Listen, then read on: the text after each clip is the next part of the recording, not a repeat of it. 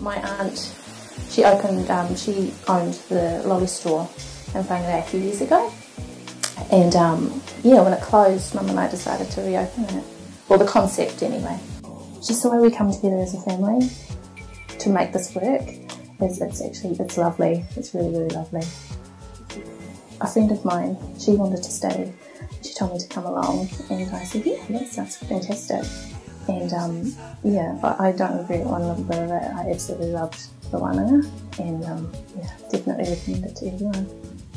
I go back to the module books quite often whenever I get stuck with something, especially when it comes to the legalities of owning a business and the marketing side of things. So those module books are like my Bibles. Kia ora, I'm Carlene. I studied the CSBM at Te Wairanga or Aotearoa, and it was awesome.